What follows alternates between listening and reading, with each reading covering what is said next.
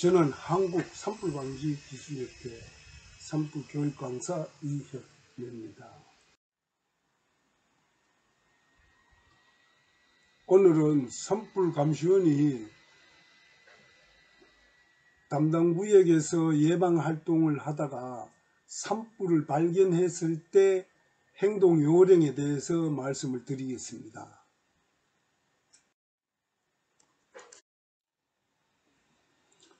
산불감시원이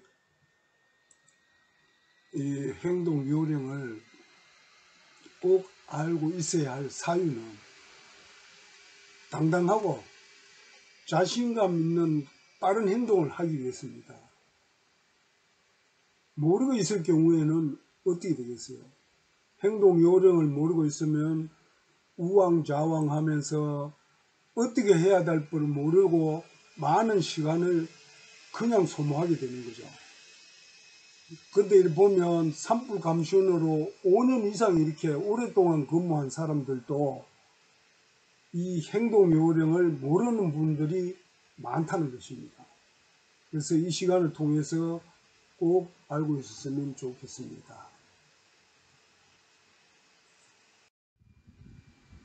산불감시원이 꼭 알아야 할 행동 요령은 3가지가 있겠습니다. 첫째는 산불 예방 활동 시의 행동 요령, 둘째는 산불 진화 활동 시의 행동 요령, 또 세 번째는 산불 발생 시의 행동 요령이 되겠습니다. 근데 이 중에서도 가장 중요한 것은 산불 발생 시의 행동 요령이 되겠습니다.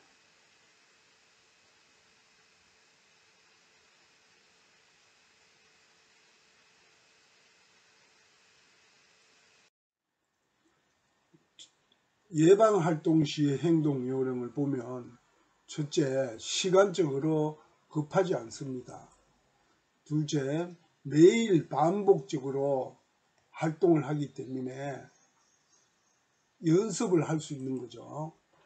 또 당장 몰라도 또 배우면서 하면 되니까 오늘 몰라도 내일은 더 잘할 수 있겠죠.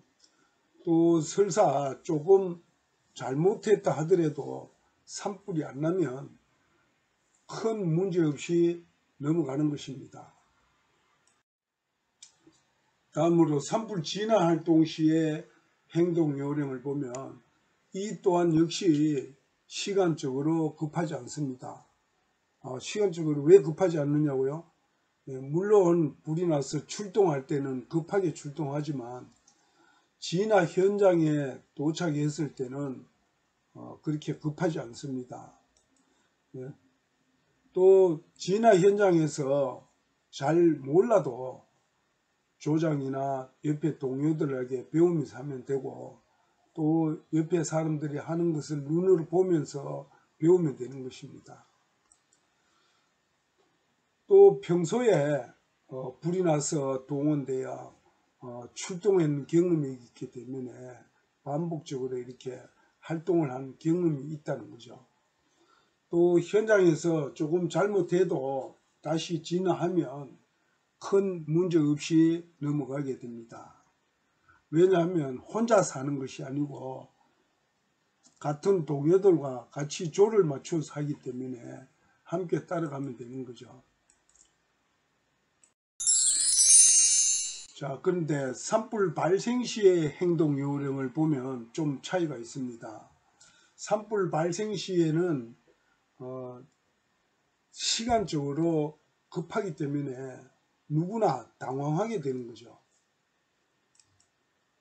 또 다른 동료와 함께 하는 것이 아니고 혼자서 처리해야 합니다.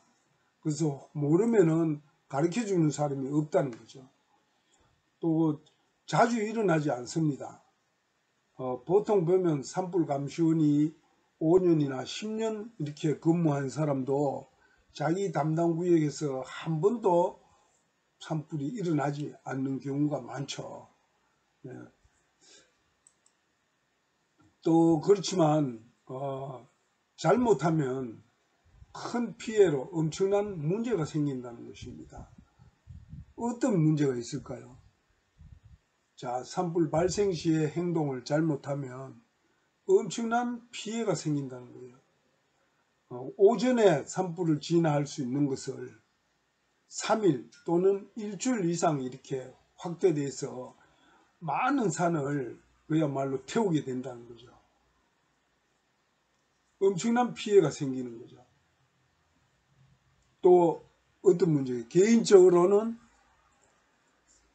산불을 진화하고 나면 개인적으로 경고를 받든가 또는 징계를 받게 되는 거죠.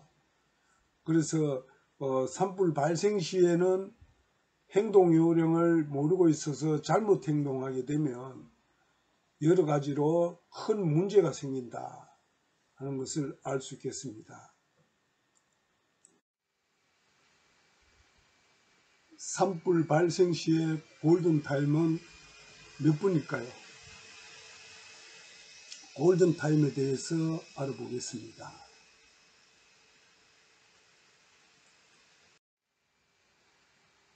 각종 재해의 골든타임에 대해서 알아보겠습니다. 주택 화재일 경우에는 골든타임이 5분이죠. 5분이 지나면 확산되기 때문입니다. 그래서 소방차가 5분 내에 현장에 도착할 수 있어야 되겠죠. 그래서 소방도로가 있는 것입니다. 산불일 경우에는 헬기가 현장에 도착하는 시간을 골든타임으로 정하는데요. 산림 헬기일 경우에는 거리가 멀기 때문에 50분, 또 지자체에서 보유한 임차 헬기일 경우에는 30분이 골든타임이 되겠습니다. 그 다음에 우리 진화대일 경우에는 골든타임이 몇 분일까요? 우리 진화대일 경우에는 출동하는 시간을 골든타임으로 정하겠습니다. 왜냐하면 산불은 거리가 멀고 또 산림이다 보니까 산속이기 때문에 도착하는 시간을 골든타임으로 정할 수가 없죠. 그래서 우리 진화대는 출동 지시가 떨어지고 나서 5분 이내에 모든 장비를 구비를 해서 출동을 해야 된다는 것입니다. 그러니까 미리 준비를 하고 있어야 된다는 거죠. 그 외에도 지진일 경우에는 48시간, 또 비행기 추락일 경우에는 90초가 되겠습니다.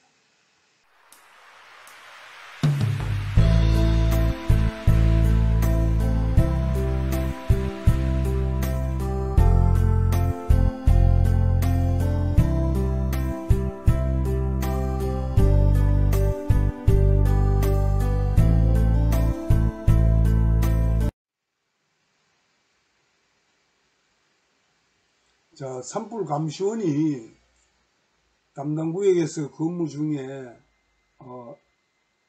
연기를 발견했다. 이제 저 강 건너에서 또는 산 너머에서 이렇게 연기가 올라오는 것을 발견했다 했을 때 어떻게 행동해야 될까요? 자, 바로 가장 중요한 것은 바로 단말기를 내어서 신고를 한다는 것입니다. 단말기로 신고하는 방법에 대해서는 여러분들이 잘 알고 있겠지만 간단하게 소개를 하겠습니다. 먼저 이 산불 신고를 누르게 되겠습니다. 누르면은 다음에 현장 사진 신고와 동영상 신고 이렇게 두 가지가 뜨게 되겠어요. 그래서 현장 사진 신고를 누르면 촬영 모드로 바뀌죠. 그래서 촬영을 하고 난 뒤에 확인을 누르면 이렇게 전송이 되겠습니다. 이렇게 돼서 촬영 신고에 성공했습니다. 이런 글씨와 멘트가 나와야 신고가 되는 것입니다. 그 다음에 동영상으로 신고하는 방법은 밑에 동영상 신고를 누르면 역시 촬영 모드로 바뀌겠죠. 그러면 촬영을 하고 확인을 누르면 동영상 신고를 하게 되는 것이죠. 그런데 이게 동영상 신고는 5초간 촬영이 되겠습니다. 5초가 지나면 자동으로 끊어지는 거죠. 그래서 신고를 하게 되겠습니다. 그래서 두 가지 방법이 있는데요. 사진 신고와 동영상 신고는 어떠한 차이가 있겠습니까? 사진으로 신고했을 때는 사진만 보이겠죠. 하지만 동영상으로 신고를 했을 때는 그 연기의 규모가 또는 이 흔들리는 모습이 보이겠죠. 그래서 사무실에서 볼 때 산불 현장의 상황을 더 잘 알 수 있겠죠. 한데 동영상으로 신고할 때는 어떻게 촬영을 하면 용량이 있어서 빨리 안 갈 수도 있습니다. 그러한 차이점이 있다는 것을 말씀드리고요. 두 가지 중에서 편한 대로 신고를 하면 되겠습니다. 그래서 혹시나 아직도 여러분들이 산불이 나면 단말기로 신고 안 하고 전화로 신고하는 분들이 있는데 이제는 산불이 나면 바로 단말기로 신고를 해야 됩니다. 왜 그렇게 했습니까? 단말기를 이렇게 좋은 기계를 여러분들 개인한테 다 내주고 있지 않습니까? 이 기계를 내준 건 단말기로 신고를 하라는 것입니다. 그래서 단말기를 활용해서 꼭 신고하기를 부탁드리겠습니다. 자, 단말기로 신고를 하고 나면 어떠한 일이 벌어질까요? 단말기로 신고를 하면 바로 읍면사무소, 시청, 군청, 도청, 산림청까지 이렇게 전국적으로 동시에 신고가 돼서 전국적으로 비상이 걸리게 되겠습니다. 그래서 이 읍면이나 시청, 군청, 도청, 산림청에 있는 산불 담당자 또는 산불 담당 계장 또는 산림과장 또는 그 기관장까지 핸드폰으로 다 전송이 됩니다. 핸드폰으로까지 전송이 되어서 그 담당 공무원이 출장을 가든지 또는 사무실에 안 있고 어디에 멀리 떨어져 있을 때도 상황을 즉시 알고 출동 준비를 바로 하게 된 거죠. 그러게 되면은 빨리 출동할 수 있겠죠. 자, 그리고 또 산림항공관리소에도 신고가 되어서 항공관리소에는 헬기를 바로 시동을 걸어 놓게 되는 거죠. 그래서 헬기가 바로 출동할 수 있도록 준비를 하게 됩니다. 자, 이렇게 신고를 하고 난 뒤에는 바로 산불 현장으로 이동을 해야 하는데요. 이렇게 이동할 때 전화 대기를 잘 해야 된다. 신고하고 나서 이동을 하려고 하면 바로 어떻게 해요? 전화가 들어오겠죠. 바로 전화가 들어옵니다. 사무실에서 시청, 군청 또는 도청, 산림청에서 전화가 바로 오게 됩니다. 이 전화를 바로 받아서 상대 쪽에서 묻는 대로 대답을 해주고 또 바로 전화를 끊고는 다음 전화를 또 대기를 해야 합니다. 그래서 또 다른 곳에서 전화 오면 바로 받을 수 있어야 합니다. 자, 이때 친한 친구와 또는 가족들이 전화가 왔다 이렇게 했을 때 통화를 길게 하면 절대 안 됩니다. 요점만 얘기하고 바로 전화를 끊어야 한다는 것입니다. 왜 그러냐면은 통화를 길게 하면 사무실에서 오는 전화를 받을 수가 없어요. 그러면 안 되겠죠. 그래서 바로 사무실과 통화할 수 있도록 바로 끊어야 된다는 것입니다. 자, 산불 신고 후에는 즉시 현장으로 이동해야 하는데요. 이동하면서 해야 될 일이 있습니다. 이동하면서 가는 길이 도로가 어떤지 도로 상황을 파악하면서 가야 됩니다. 또 어떻게 해요? 헬기가 물을 담을 수 있도록 저수지에 물이 얼마나 있는가 하는 것도 파악하면서 가야 합니다. 또 주변에 문화재가 있는가 없는가, 또 고압선이 지나가는가 안다는가, 철탑이 있는가 없는가, 이런 것들도 파악하면서 가야 됩니다. 또한 산불 상황을 계속 주시하면서 가야 하겠죠. 그래야 물으면 대답을 할 수 있겠죠. 자, 현장에 이렇게 도착을 했습니다. 현장 도착했을 때 불을 보니까 산불이 별로 크지를 않아요. 자, 이럴 경우에 산불을 바로 혼자서 진화를 할 수 있을까요? 없을까요? 자, 이것을 판단을 못한다 하면 산불 감시원이 아니겠죠. 자, 눈으로 봤을 때 내가 혼자서 바로 진화를 할 수 있다, 이런 판단이 서면 바로 등진 펌프를 내서 진화를 하면 되겠습니다. 이때 등진 펌프의 효력은 진화차의 효력을 발휘합니다. 그래서 등진 펌프를 꼭 지참을 하고 다녀야 되겠습니다. 자, 이래서 바로 진화를 하고 나서 사무실에 전화를 해서 현장에 도착해 보니 쓰레기를 태우고 있어서 바로 진화를 했습니다.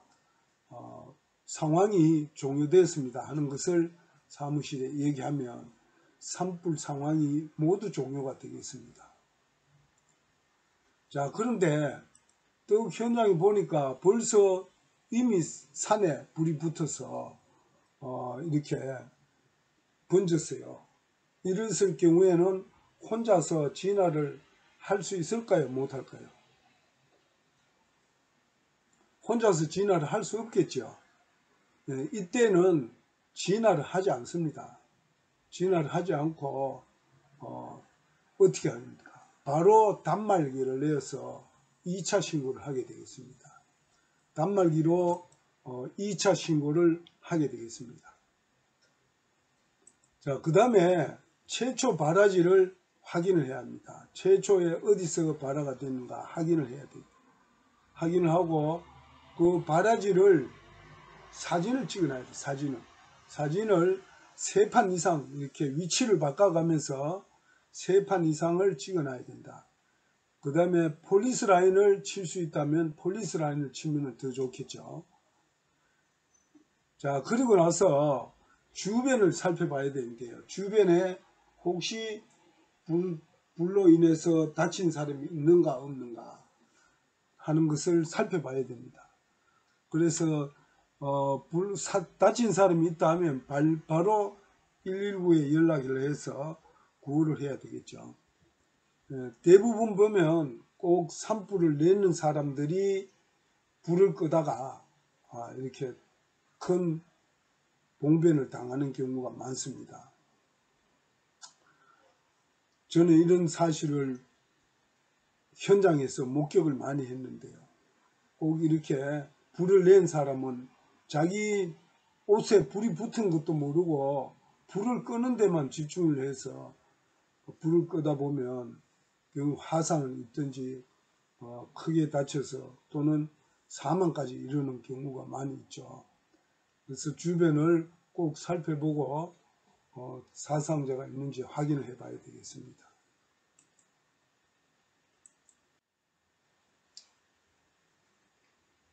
자, 이렇게 해서 하고 난 뒤에는 계속 현장에서 전화를 잘 받으면서 선발대가 출발하면 도로 안내를 해줘야 됩니다. 도로가 정확하게 안내해 줘야 됩니다. 도로를 잘못 안내해 주면 어떻게 되겠어요? 산길은 차가 들어가면 돌릴 수가 없잖아요.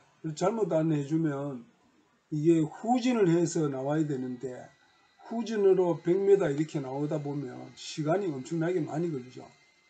또는 이게 마음이 급해서 잘못 나오다 보면 뒷바퀴가 옆에 빠져가지고 시간을 엄청나게 많이 소요되는 경우가 있습니다. 그래서 도로를 정확하게 안내를 해줘야 됩니다. 도로를 정확하게 안내해줘야지 진화차가 빨리 현장에 도착할 수 있겠죠. 그래서 진화대장이 현장에 도착하면 그때 나가서 제가 신고한 산불 담당 감시원입니다 하면서 보고를 해야 합니다. 이렇게 해야지 진화대장이 물어볼 게 있으면 물어볼 수도 있고 이렇게 하겠죠. 근데 우리 산불 감시원들은 진화대장이 현장에 도착하면 어디 저 계곡에 가 있어요. 또는 산에 올라가 있어요. 나타나지를 않아요. 진화대장에서 찾아도 보이지를 않아요. 이렇게 하면 안 되겠죠. 그래서 진화대장이 나타나면 현장에 도착하면 꼭 보고를 해야 된다. 이렇게 보고를 함으로 해서 왜 되겠어요? 지금까지는 내가 산불 현장에서 조치를 했지만 앞으로는 진화대장이 모든 조치를 하십시오 하는 그런 과정이 되겠습니다. 결국은 보고하는 것이 뭐겠어요? 임무를 교대하는 거죠. 내가 하고 있던 것을 넘겨주는 겁니다. 그래서 이때부터는 모든 것을 인계하게 되고 다른 동료들과 함께 진화 작업에 착수하면 되겠습니다.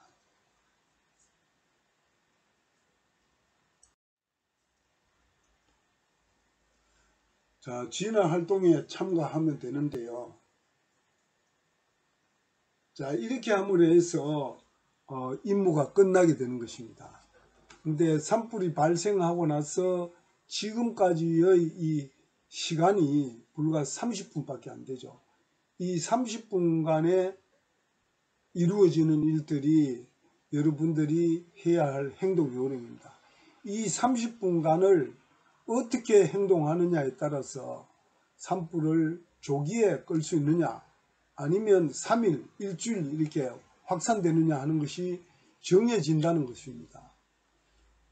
그러니까 이 30분간의 행동 요령이 얼마나 중요한 것인지를 꼭 알고 있어야 되겠죠. 그래서 이렇게 단말기로 두 번을 신고를 하게 되겠는데요. 단말기로 신고한 효과가 어떤 것이 있는지 다시 한번 말씀드리겠습니다. 첫째로 단말기로 신고를 하게 되면 관련 부서의 담당 공무원들이 신속하게 대응을 할 수 있도록 해준다. 자, 담당 부서의 기관장이나 혹은 산림과장 또는 보호팀장 또는 산불 담당자가 출장 중이었을 때라 하더라도 단말기로 신고를 하면 핸드폰으로 신고가 다 들어오기 때문에 출장 도중에 다시 기청을 해서 대응을 할 수 있겠죠. 근데 단말기로 신고를 안 하면 어떻게 되겠어요? 전혀 모르는 상태에서 멀리까지 출장을 가게 된다는 거죠.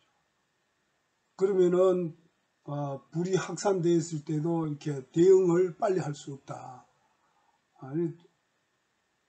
상당한 차이가 있겠죠. 엄청난 차이가 큽니다. 그 다음에 둘째로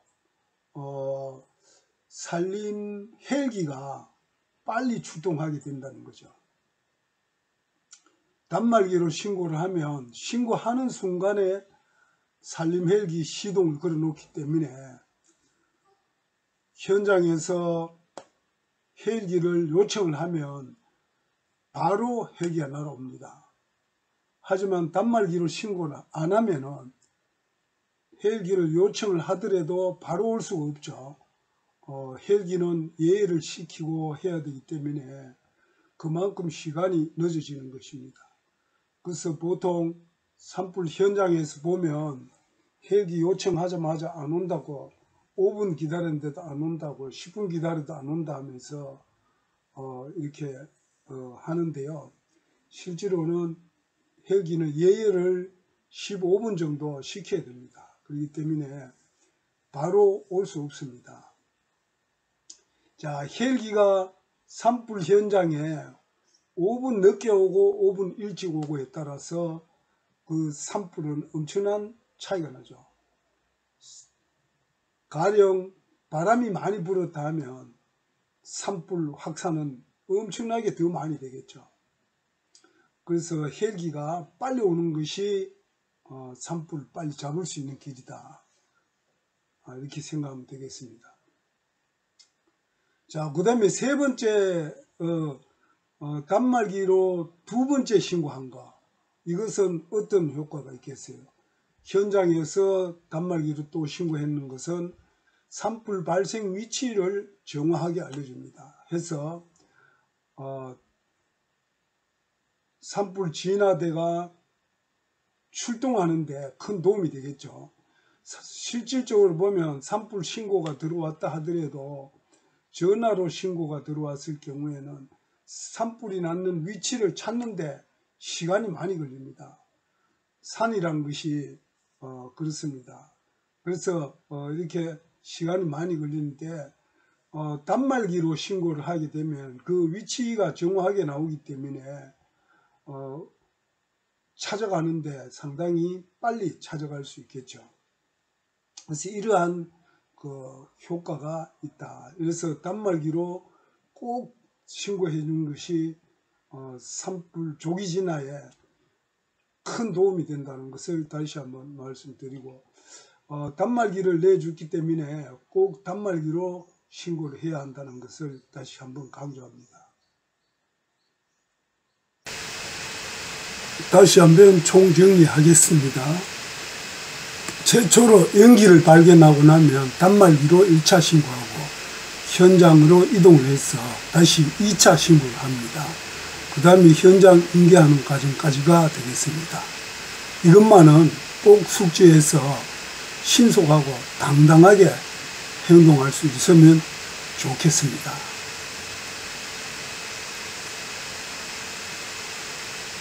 감사합니다.